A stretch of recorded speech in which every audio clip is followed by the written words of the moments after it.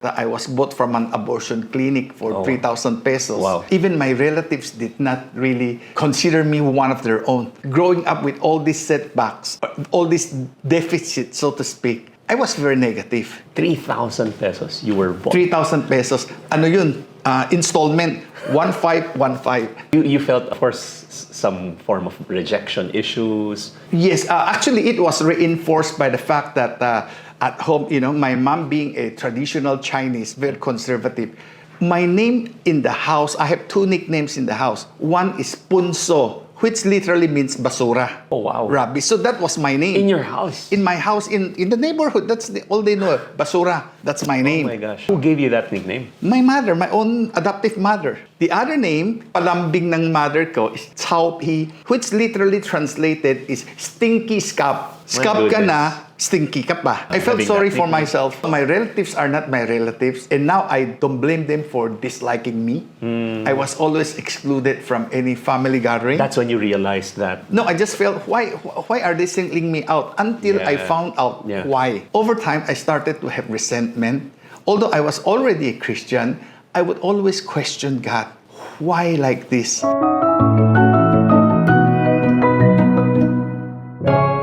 Hey, this is Jason Law, and welcome to another episode of the YOUnique Life, where we unbox life and the wonders of your personality.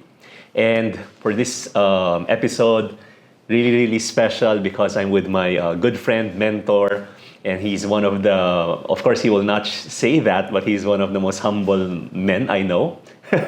Because if he says that he's humble, he's no longer humble. And he's a director of a lot of companies, a group of companies that he manages, and just a phenomenal, really someone that I admire, and his story is amazing. He wrote the book Thanksliving, which is about how God blessed him.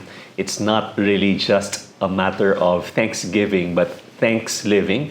That attitude of always being thankful, because he wasn't pursuing the blessings, he was actually pursuing God. So he also goes around and preaches in different places, both here and abroad. And first time I've heard someone who would preach and people would walk to the venue for like 8 hours because he prayed for that to be sent to places where no one is willing to go. And he said that sometimes he would regret it because it's that hard. But the bigger the blessings, the bigger the opposition, the bigger the testing. And without further ado, I can go on and on about this man. Welcome, Willy Chua. Hi. Willy, how are you? Hi, good to be with you, Jason. Yeah, thank you for also inviting us back to your house. Oh, it's our pleasure and honor. Or I think we were the ones who invited ourselves for this interview. We're always thankful that you grace us with your presence. No, we're just neighbors. I think our house is like 2 minutes away from theirs. Yes. But this house, the tiles, it has a story, an amazing story. Mm-hmm. And can you share about your journey, how you were able to inculcate that mindset and lifestyle of Thanksliving? Okay. I started as a very negative person.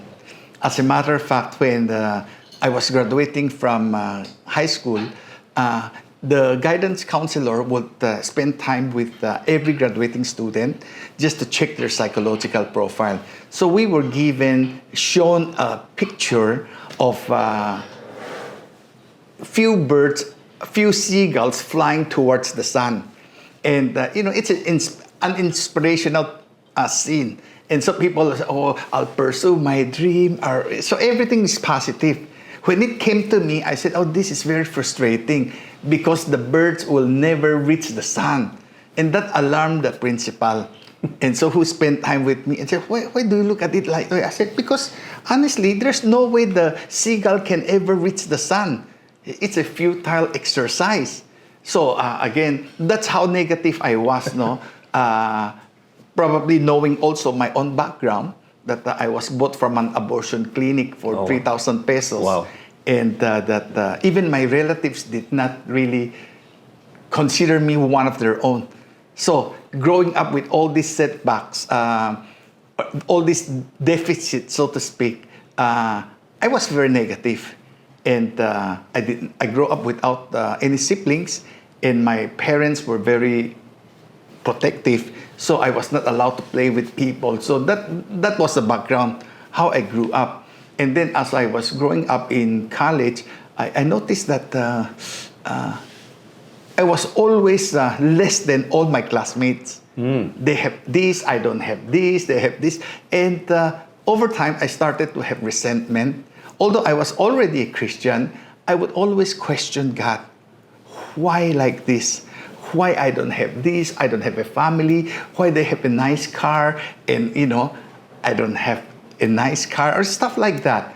And then until, as I spent more time growing in the Lord and spending time praying and also studying the Bible, one day it just hit me. Is it that thankfulness, because I noticed in the Bible there are so many characters like David. David was thankful when he was a shepherd boy, not when after he became a king. Right. Paul and Silas were thankful despite the fact that they were in prison and they were beaten before they were in prison. And I realized, so they were able to be thankful despite their situation. That means the reason that gave them, the reason to be thankful was not in their circumstance, was not in what they could achieve or acquire, but it's detached from that. So I started observing and understanding that, yes, many times we thought that if I get that, I'll be thankful. I realized that we have been conditioned wrongly by our society growing up. We thought that Thanksgiving is a reaction to a blessing we receive, to some good things we receive. So if there's nothing good, we don't have any reason to be thankful. And that actually deprived us of more blessings.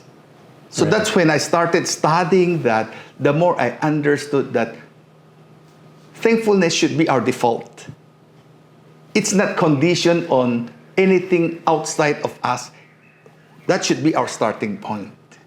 Did you feel any, of course, 3,000 pesos you were bought? 3,000 pesos. Ano yun?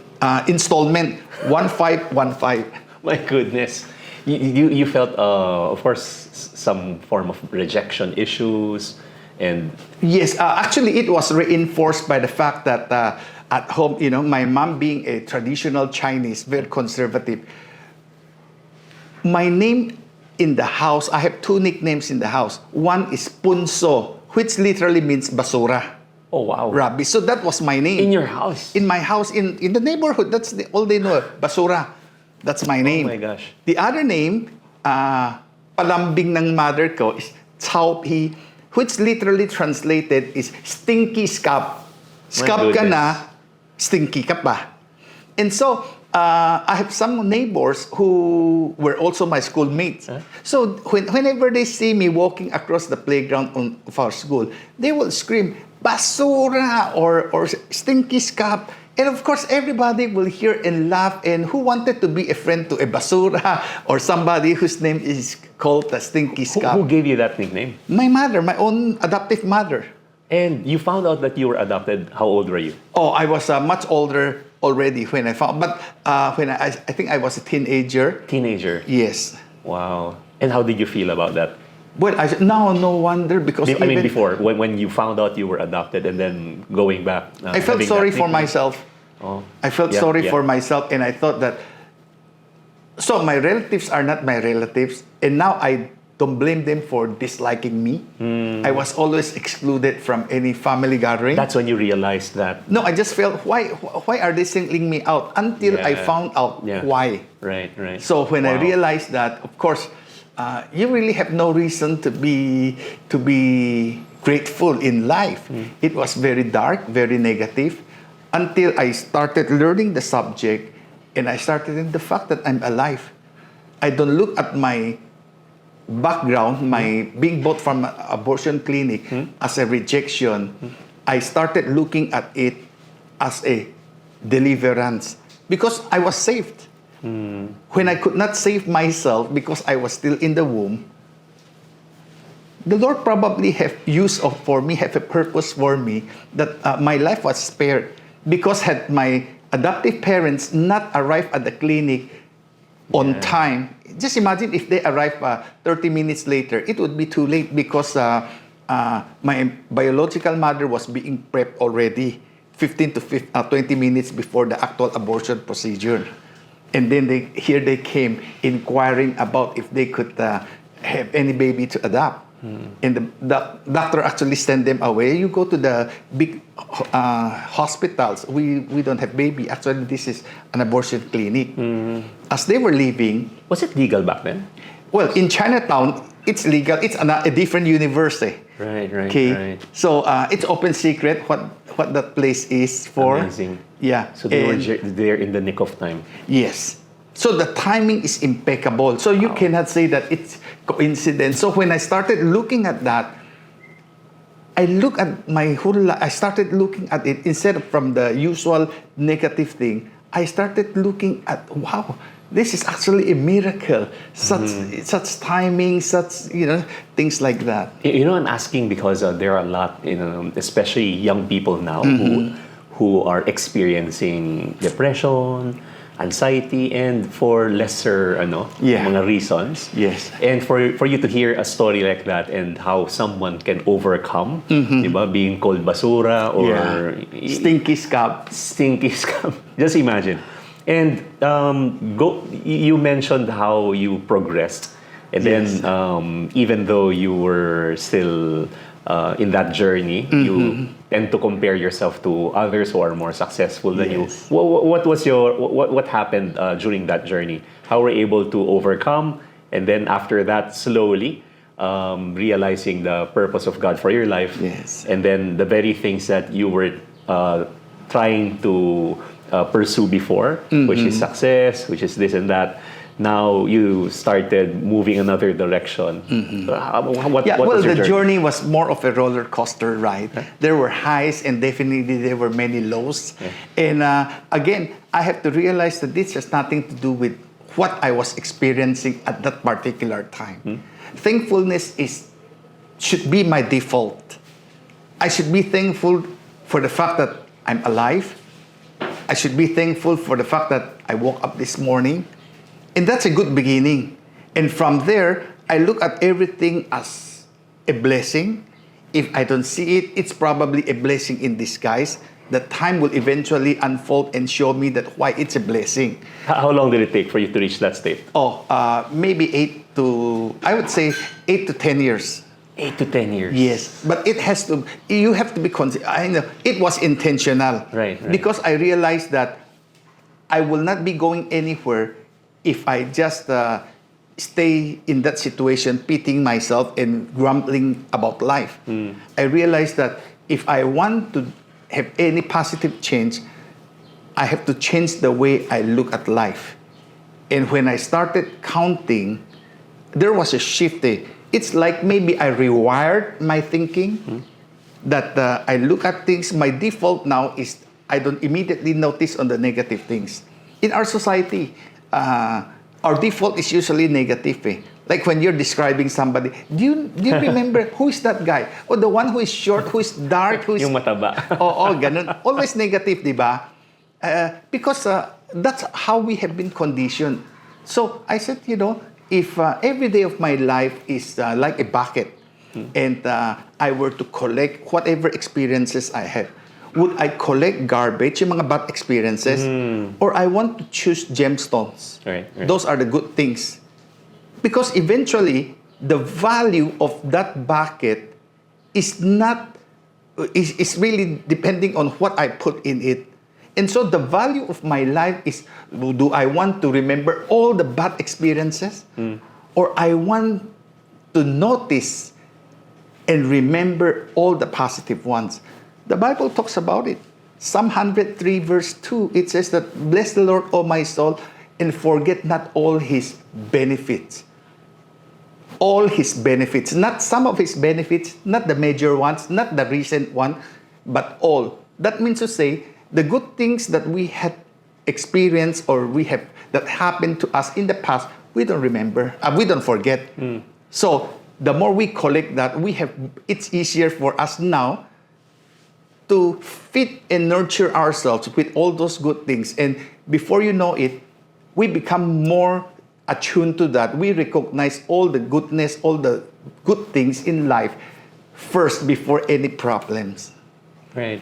Was there any turning point that happened during that 8 years na...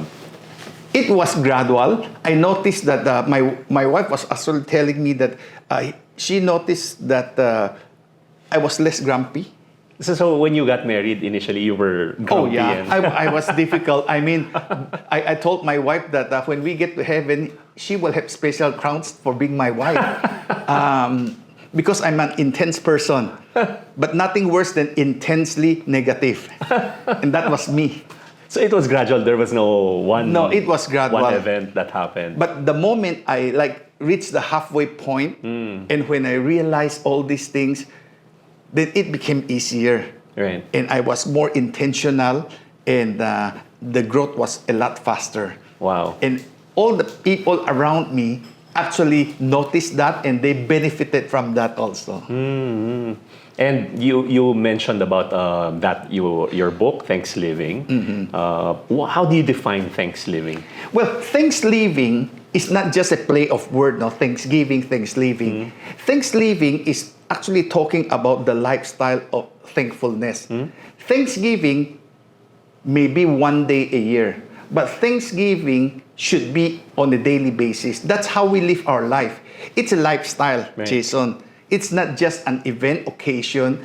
In our society, we are thankful. We say thanks usually after we receive something. Somebody did something good for us, served us, or we get something, then we are thankful.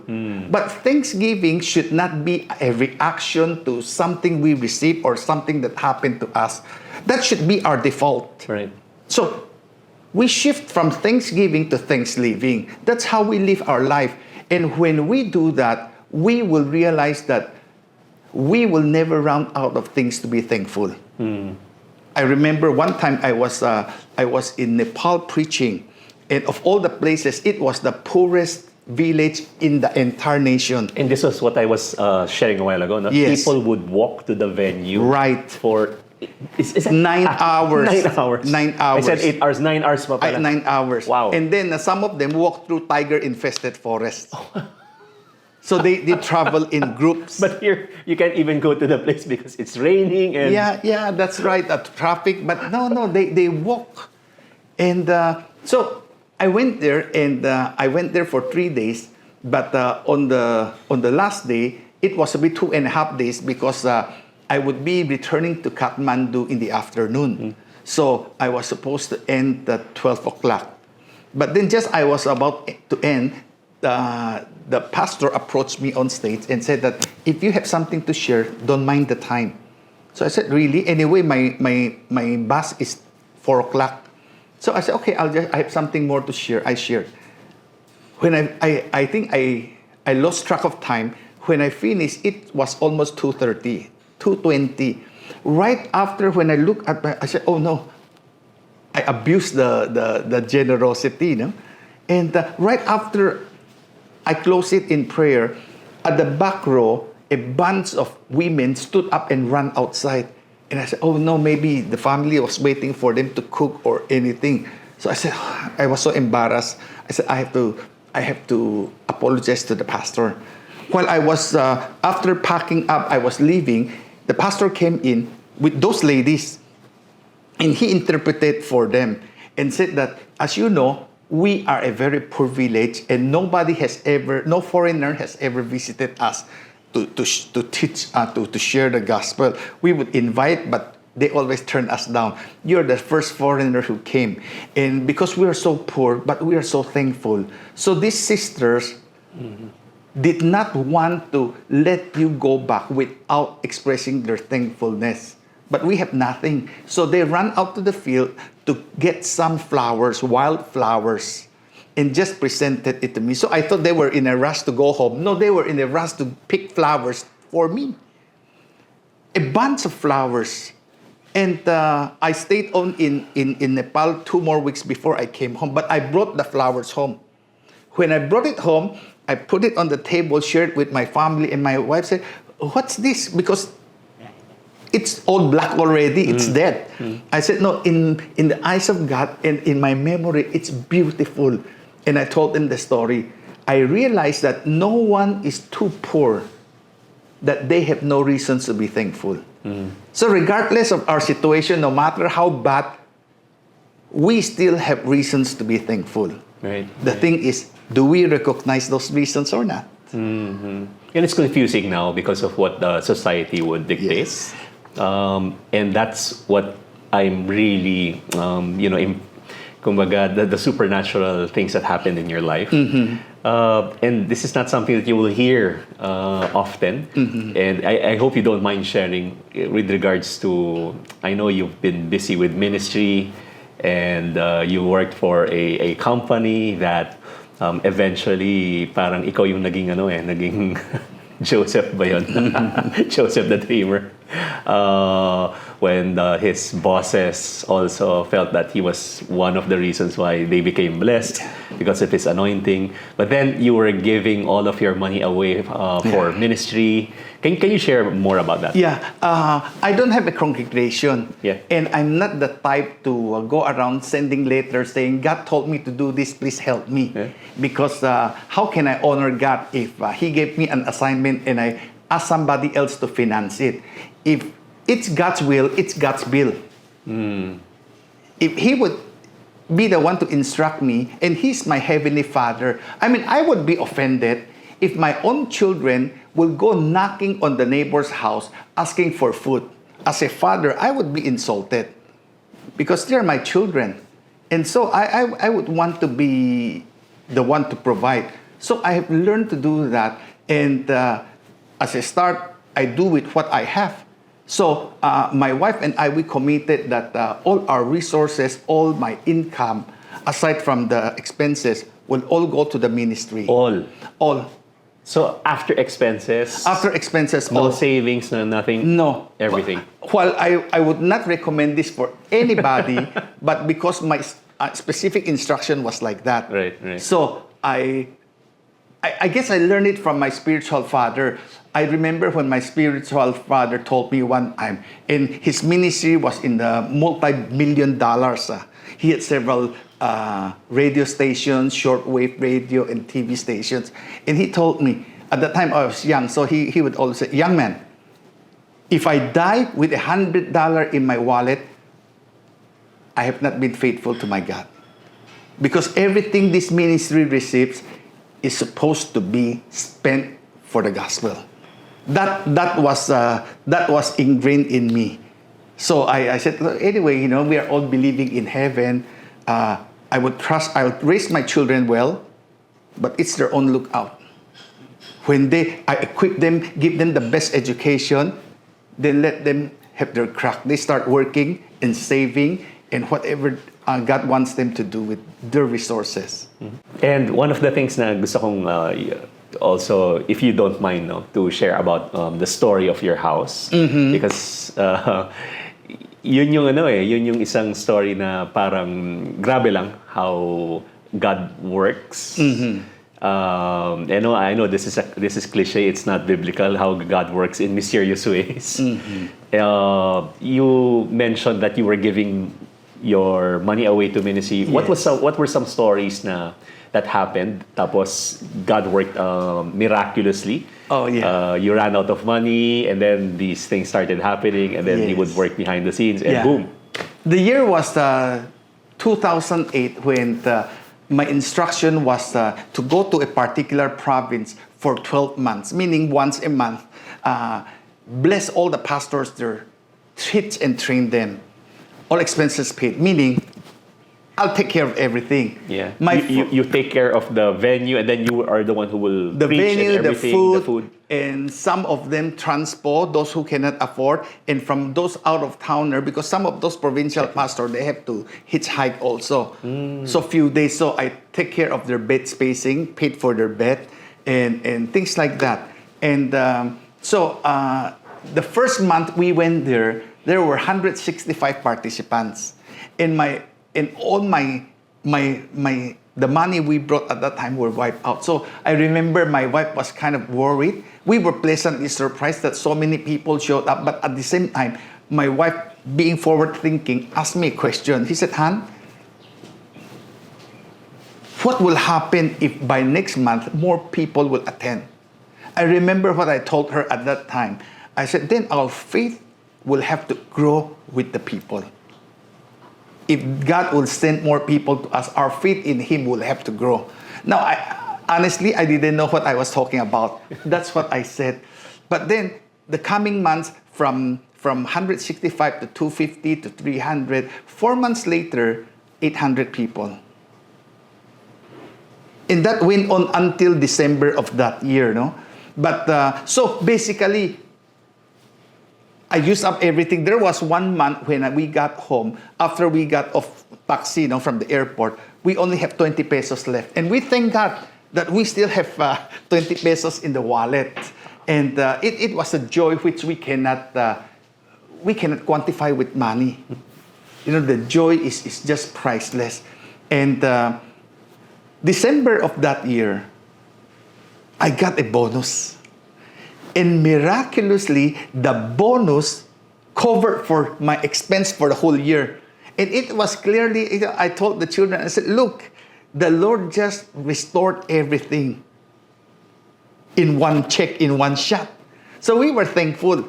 2 weeks later, I watched on TV that there was a flash flood in that particular province. And since I've been there for the whole year, so when I heard that, immediately I paid attention.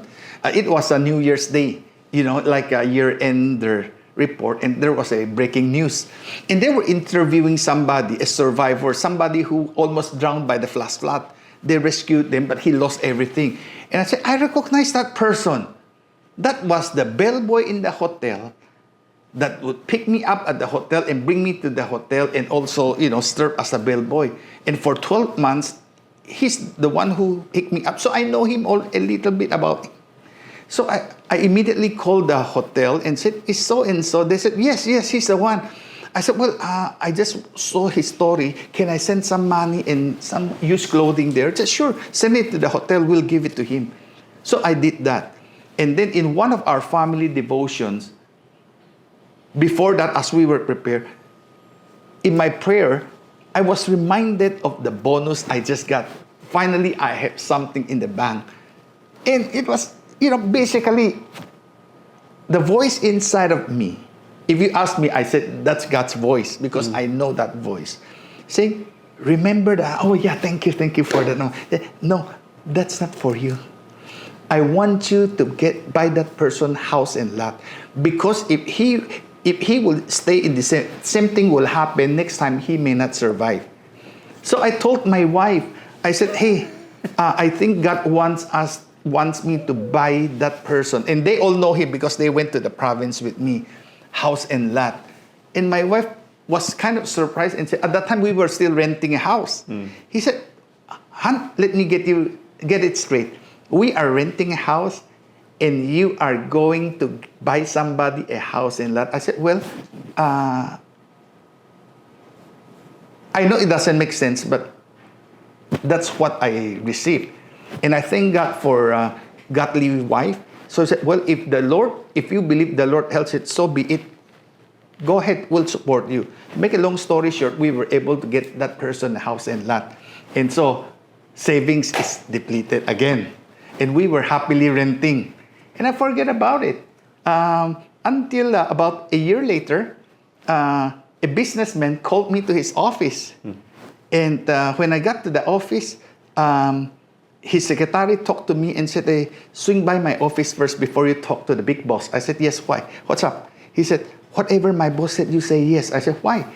No, you have to say yes. No, I need to know why. So we were kind of back and forth, and I guess he overheard us. So he opened the door and said, oh, so you're here. Come in. And asked the secretary to go with us. So he held my hand as we were walking to the boardroom. And he told me, he said, Willy, do me a favor. I want to sleep. So I said, did I hear right? Sir, I want to sleep. So in my mind, I said, what has that got to do with me? I'm no sleep expert. So when we sat down, he explained, he said, for 2 weeks now, I could not sleep. And every night, I would, after dinner, I will take a sleeping pill. By 11 o'clock, I still couldn't sleep, so I take a second sleeping pills. By 1 o'clock, I'm still awake, so I take the third sleeping pills, 1 to 3 o'clock. And then he said, around 5:30, like that, I would hear a voice telling me, buy Willy a house and lot. Wow. Buy Willy a house. And it's driving me crazy. So get a house and lot. I was saying, in my mind, easy for you to say. So I said, okay. So I went home. He said, no, I'll take care of it. And this person is known to be very frugal. Well, depends. Some people said he was stingy or a miser. Because he's very thrifty, extremely thrifty. And so when I told my wife know him. So my wife said, you must have heard wrong. I said, well, I left it at that. 2 weeks later, that secretary called my wife and said, my boss would like to meet with you and your husband. So we were ushered into his office, and he repeated the same story. So I look at my wife and I said, see, I didn't hear wrong. So he said, anyway, you might be embarrassed. So to make things easier, so he issued a check and entrusted to the executive assistant and said, when you find a place you like, get it from her. So you don't have to call me. So it's easier for you. And then he added, of course, property nowadays are expensive. So that amount probably will not be able to cover the house and the lot. But at least you get something started. And when you find the property, you find a simple architect, because with an architect, every line costs money. Just draw simply and let me know the balance. I'll take care of it. So make a long story short, that's what happened. And he provided for everything. And not only that, there were instances when we were running low on funds and I was reluctant to go back again. I said, even though I have an open invitation, I don't think that's right already. So I said, no, we'll just pray. And then through other sources, the Lord just timely provided for all the details. So if we walk through my house, several parts, several items in the house, they have a story behind. And that all points to the faithfulness of God. For me, house is house. It's not that important. It's my relationship with God. As a matter of fact, when this house was being constructed, 1.5 years, and the house we were renting was exactly 360 steps from here where we are today. Within the same subdivision. During the 1.5 years that this house was being constructed, I passed by only 9 times. I told my wife, you prayed for this house, you take care of it. I don't have time to take care of it. So he said, at least you swing by. I said, no, you. So 9 times, I only swing by. And no exaggerations, only 9 times. Wow. I've learned that if we want to be thankful, we should focus on the source, not on the channels. Channels may change. So I've learned to hold things with the loose hands. If God said, okay, this bonus you get, use it to bless other people, I would not say, no, this is mine. I should be ready. Why? Because this bonus is not my source. Right. It's a channel. But I still got the source. So that's how I will never run out of reasons to be thankful in life. Because I properly recognize who is the source and who are or what are the channels. So, by the way, this is the house that we're talking about. It's a beautiful, beautiful house. And if you hear the story, each item, each furniture, even their bed has a story.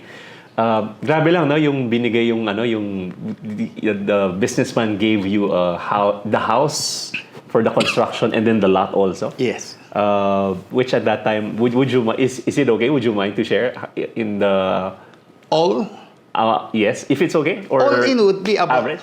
35. All in. 35 million. Yes. Gave everything. Yes. My goodness. And would you say that that's a miracle? That is a miracle. that is a miracle. But then again, that doesn't change me because because I'm ready. For me, the most important thing is still the Lord. And so if I don't know, if one day he said, I want you to give this away, give that, I have no problem. I've been to, my friend was just teasing me because last year we were in Nepal. I was talking to a pastor and he was late because his watch was not functioning. It was a cheap watch. So without thinking, on the spot, I just removed my watch and gave it to him. And everybody was like, why would you do that? Why did you give him a good watch? I said, he has no watch. That's it. I don't think twice about that. These are, Chinese will say, things outside my body. I cannot bring it with me when I die. Right. So for me, I hold this with the loose hands. Yeah, I've never heard of a boss giving his anyone just that. Yeah, that's right. Yeah. And when we understand this, we value the source and not the channels. The source will value us also. I was free to give away everything I believe I was told to give, but then that created room for blessings to come in. Yeah. But when I gave the house, I never thought, I never imagined. In fact, I did not expect or ask for anything in return. No. Yeah. Because I was already thankful that I have something to give. I have something to share. So God also used other people aside from Yes. that businessman. Yes. Yeah. And- What were some interesting stories of how you were able to fill up the house with? Oh, like the tiles in this room, the tiles that we're stepping on this very moment. These are Italian tiles, and these are expensive. These are custom made, imported all the way from Italy. Wow. When we were finishing the house, this was the last room. This lanai was the last area to be finished. And my wife was panicking because we ran out of funds and said, you want to go back to that businessman because he gave us the promise? I said, no, that's enough. I think let's not trouble him with small things. He said, then I'll have to buy the cheap China-made tiles. I said, no, those are wall tiles, not floor tiles. It's slippery. I said, let's leave it as is, rugged as it may be. We'll just pave it when we have the fund. And my wife said that, but then the mobilization of the workers will cost more. So before we disband them, since this will be their last few days, let's finish it. I said, why don't we just pray about it? I said, I still don't know. I can't decide under pressure. That was 4 p.m. By 8 o'clock the next morning, my brother-in-law called my wife up. He just finished his own house, and he was bragging about everything imported and all these tiles. And he said that morning he woke up and looked at it. Suddenly he said, I did not like it. And so he wanted to replace everything. And he remembered us and so called us and said, hey, do you happen to need any tiles? Because I hate my tiles. I'll just jackhammer everything and replace it. I'll order again from Italy. And my wife said, oh yeah, we need them. Send it to them. Send it to me. These tiles, according to my brother-in-law, it's so special that when it's winter, when you step on it, it's warm. When it's summer, it's cool. I haven't tried that, but but it's so special. And so when my wife said, yes, send them over, we would need them. He was so thankful. He threw in a new set of glass and shower room enclosure from Italy too. And he personally rented a truck, deliver it with other items as add-on. Wow.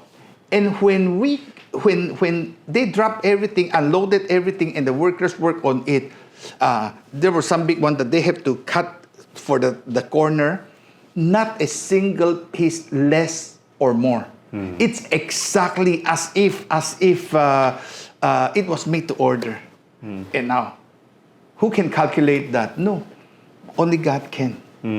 Only God can.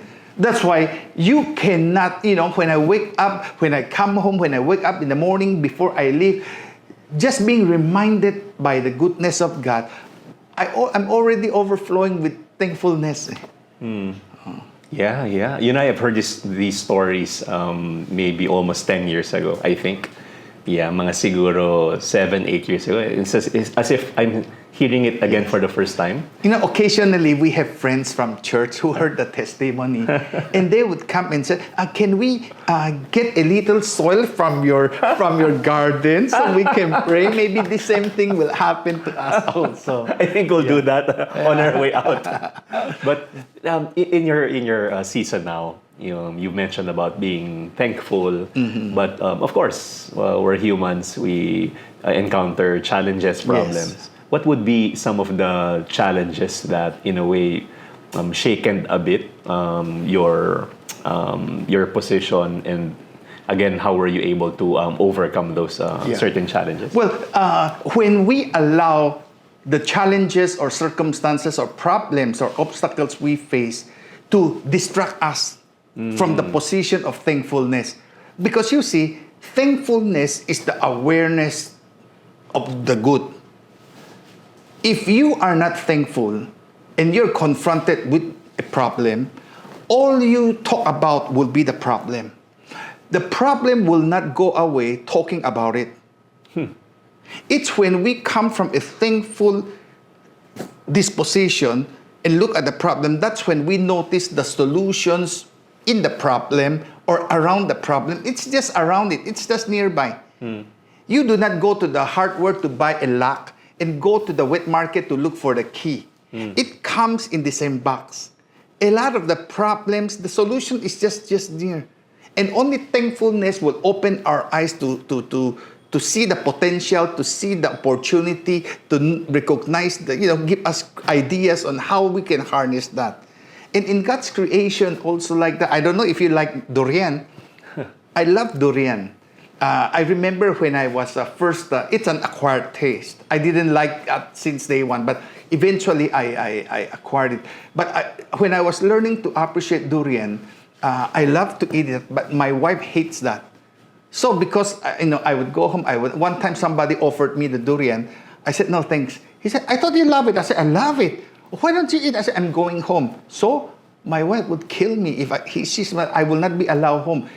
And the man said, "I thought you loved durian." I said, "I do." "Then you should know the blessing of durian." I said, "What blessing?" He said, "You see, the problem you said is the smell, the stench." I said, "Yeah. But the solution is also in it also." I said, "What do you mean?" He said, "You see, after you eat durian, the shell, you put water. And with the shell, you gargle and you just wash your hand there. The smell will be neutralized." And I tried it. It was so. So I said, amazing. We were looking far and wide, looking for solution when the solution is right there. And so that highlighted the principle that in God's creation, the solutions are nearby. That's why I wrote another book on treasures within reach, wherein we thought the solution is how many miles away from us, when the solution is just right within our reach. We just have to unlock it. How? By being thankful, so that we recognize the opportunity. Like inventors. Inventors will not come up with new things if they just look at the existing products. Right. They see what other people don't see. People were looking at, it's like this, it's like that, but they're thinking far beyond the current situation, and they saw all the opportunities. And these are the people who will make a difference in the world. And I believe those people who live the lifestyle of Thanksliving will make a difference in the world because they see what most people don't see. Right. And that's interesting because you can't find any solution to get the stink or the smell out of durian. I tried soap, I tried liquid, I tried even a metal bar that will neutralize the smell of fish for the anglers. Yeah. But then it didn't apply to durian. Yeah. Until that one, I don't have to spend anything. Instead of just discarding the shell, I put it and use it then before I discard it. We went to Davao late last year. So we went to this place in Davao. I don't know what it's called, but it's like street food, but they're offering durian. Yes. So we were there as a group. Everyone was eating. Maybe it's a place so called... heartily. Yeah. Well, Randall wouldn't eat. Oh, really? I was able to only eat a chunk. But that's an interesting concept when you are thankful, when you are living that lifestyle of Thanksliving and that mindset, you will discover that being thankful will also offer you the solutions all along, will be inside of you or just around you. Yes. If you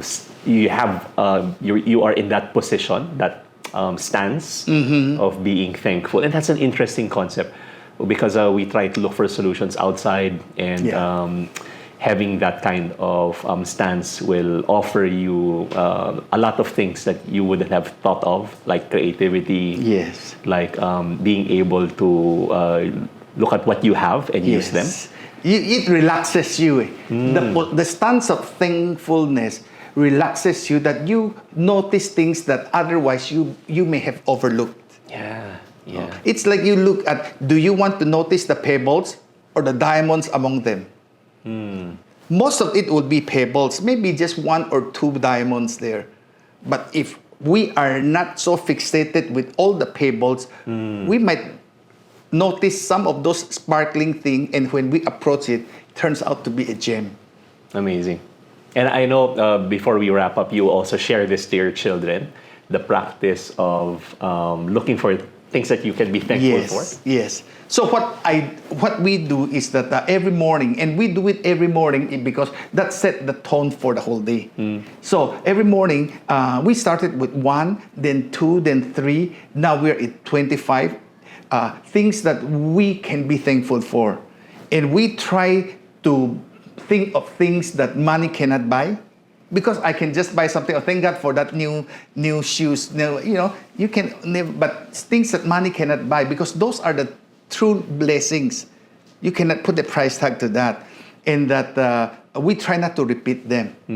And so at first we thought, maubusan to, but we are surprised as we commit to that discipline that eventually, layers upon layers are being peeled. We started to notice more things. For example, instead of complaining the noise from the neighbors, we thank God that we can hear. Our ears are working. Instead of complaining about the stench that we smell, we choose to be thankful that we have sense of smell. Instead of saying, oh, that's too glaring, we thank God that we have eyesight. Right. So things that we usually complain about, the flip side is actually something that we can be thankful for. And when we make that a habit, you begin to notice more and more things that we can be thankful for. That will relax you to spot opportunities when nobody sees them. Wow, amazing. And I'm really thankful for this opportunity to be with you. I am too. Thank you for teaching us how to have a life of Thanksliving, not just to be thankful for what we're getting, but to be thankful for life itself. That's right. And all the things that you are trying to get in life, you will discover that there are more important things to life than that. But then that's icing on the cake. Thank you so much, Willy. Thank you for sharing. And please, he speaks, he preaches. You can invite him to your organization or your church, and just more amazing stories. I remember when we had that session for this group, parang bumaha dun sa nagkaroon ng hindi nga paddle, parang river, no? Nag-iiyakan yung mga tao because he's someone who not just lives the faith but also is immersed in the marketplace and goes around to different places here and abroad to share, of course, the Word of God and how it has impacted his own life. Thank you, Willy, You're for joining. Most welcome. Thank you for having me. Yeah, maraming salamat. And again, you are tuning to the YOUnique Life, where we unbox the wonders of life and the wonders also of your personality. And we have just unboxed the life of Willy Chua on how we can be thankful to have a life of Thanksliving. Thank you so much, and please follow us. And also, please follow our Spotify and share it to your friends. We would love your support for this podcast. And I know that I have paused for quite some time and going to be more active for the days and the months and the years to come. Thank you so much. Join us again for our next episode.